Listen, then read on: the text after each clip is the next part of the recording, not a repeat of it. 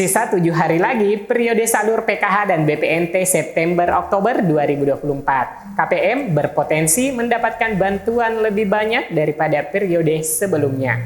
Nah, ada kabar baik bagi KPM yang memenuhi persyaratan berpotensi mendapatkan bantuan per bulan kisaran Rp800.000, Rp950.000, Rp1.100.000, Rp1.250.000, dan Rp1.400.000. Siap-siap bantuan tunai kembali mendarat di kartu ATM Himbara.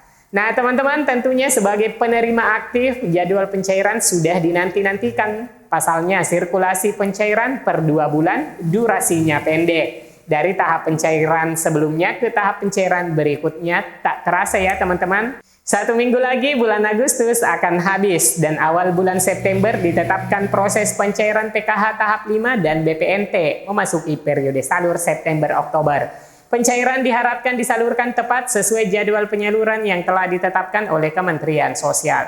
Dalam rangka pencairan PKH dan BPNT ada hal penting yang harus diketahui bagi penerima terkait tanggal-tanggal proses pencairan dimulai, agar teman-teman mengetahui sudah sejauh manakah prosesnya dan tidak ketinggalan informasi tentunya. Oleh karena itu, jangan kemana-mana, saya akan segera kembali menginformasikan setelah tayangan singkat berikut ini.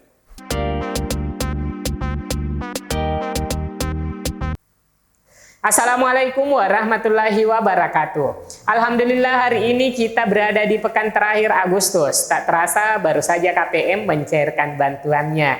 Kini dipersiapkan untuk menerima bantuan dari program yang sama.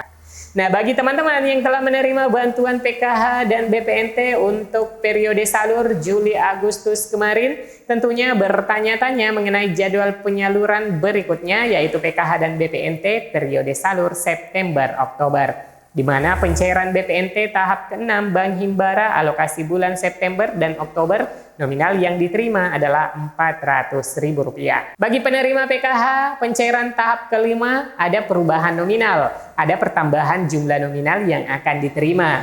Namun, ada juga yang mengalami penurunan untuk peralihan satu kategori. KPM PKH yang memiliki komponen berikut ini yang akan mengalami perubahan nominal jumlah bansosnya jika semua data sudah sinkron. Yaitu yang pertama teman-teman, komponen balita anak kedua di penyaluran PKH September-Oktober 2024 yang memasuki usia SD. Jumlah bantuannya akan berubah, turun, yaitu dari komponen balita Rp750.000 menjadi komponen SD jadi Rp225.000 per tahap atau per 3 bulannya.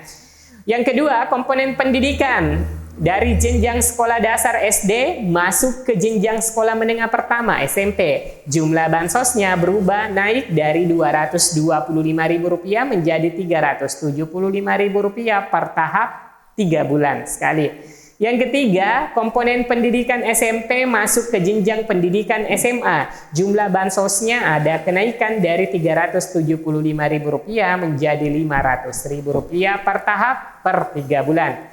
Yang keempat, untuk yang sudah lulus sekolah SMA tidak akan menerima lagi bansos PKH karena kategori bansos PKH untuk pendidikan hanya sampai SMA saja. Namun jangan keburu kecewa ya teman-teman, karena bagi KPM PKH dan BPNT, anak-anak sekolahnya yang tamat SMA itu berpotensi mendapatkan bantuan KIP kuliah dengan nominal bantuan yang lumayan besaran dananya.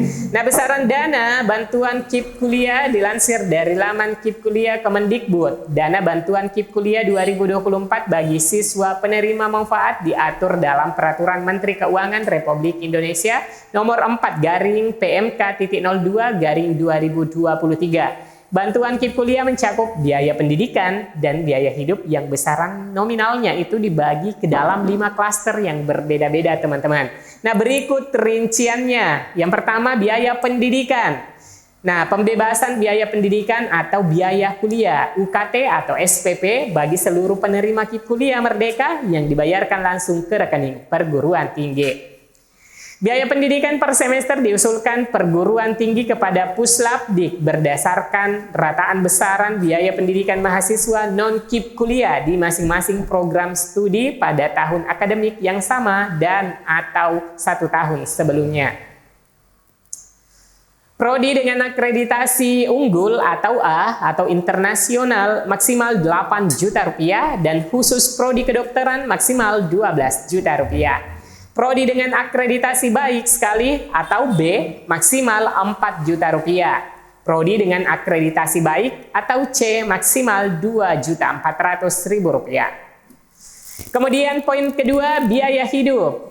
Nah, bantuan biaya hidup ditetapkan oleh Puslapdik berdasarkan perhitungan besaran indeks harga lokal masing-masing wilayah perguruan tinggi dan diberikan berdasarkan 5 klaster besaran, yaitu Rp800.000, Rp950.000, Rp1.100.000, Rp1.250.000, dan Rp1.400.000 per bulannya. Periode pendaftaran KIP Kuliah 2024 saat ini telah dibuka sejak 12 Februari hingga 31 Oktober 2024. Calon siswa yang memenuhi persyaratan bisa mendaftar di laman resmi https://kipkuliah.kemdikbud.go.id. Nah, jadi teman-teman yang memiliki anak sekolah yang tamat SMA, jangan patah semangat. Cepat lakukan pendaftaran karena biaya pendidikan plus biaya hidup di rentang Rp800.000, Rp950.000, Rp1.100.000, Rp1.250.000, dan Rp1.400.000 selama batas waktu pendidikan yang ditetapkan sesuai aturan, maka akan ditanggung oleh pemerintah. Nah, tunggu apa lagi? Namun apabila di dalam keluarga kalian ada salah satu kategori tadi dan tidak melanjutkan kuliah, maka bantuan akan berakhir dan tidak menerima PKH di tahap 5 periode September dan Oktober dan juga tidak mendapatkan bantuan pendidikan. Saat pencairan bansos PKH tahap 5, teman-teman harus memperhatikan jumlah nominal yang bakal diterima. Apakah sudah sesuai dengan komponen atau belum? Apabila pada saat pencairan jumlah bansos yang kalian terima tidak sesuai, segera laporkan ke pendamping sosial PKH karena mereka akan mengecek data kalian pada aplikasi Sixenj. Nah, adapun proses penyaluran akan dimulai di awal September. Nah, kembali akan disahkan oleh Kementerian Sosial siapa sajakah yang lolos menjadi penerima PKH dan BPNT di tahap berikutnya. Nah, tentunya yang lolos menjadi penerima adalah bukan KPM yang ditidaklayakkan oleh daerah sesuai penetapan ketidaklayakan penerima yang sudah ditetapkan Kementerian Sosial, antara lain non-DTKS, keluarga PPU gaji di atas UMP. Nah, untuk KPM seperti ini, pada anggota keluarga yang ada di dalam KK-nya itu terdeteksi sudah ada PPU atau pekerja penerima upah dan memiliki gaji di atas UMP atau upah minimum provinsi.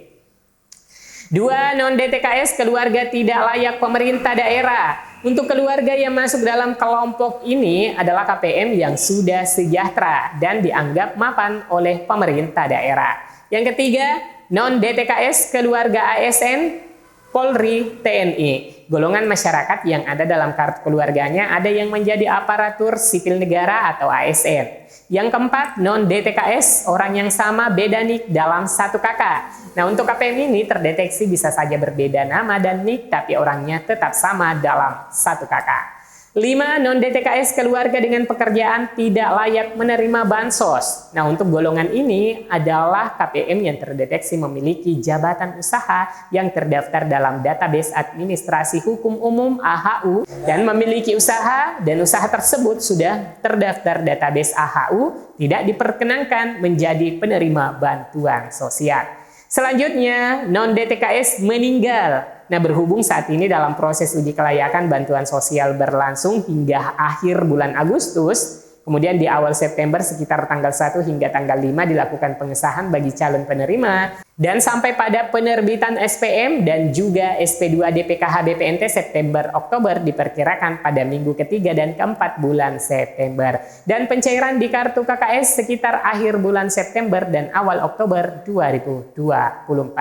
Nah, teman-teman, demikian yang bisa kami sajikan dalam video kali ini. Jika ada pertanyaan silahkan diketikkan pada kolom komentar di bawah video. Tanggapi beritanya dengan like jika menyukai berita ini, sebarkan jika bermanfaat, dan mari membangun channel ini dengan subscribe dan mengaktifkan lonceng notifikasinya. Sampai jumpa di video selanjutnya. Wassalamualaikum warahmatullahi wabarakatuh.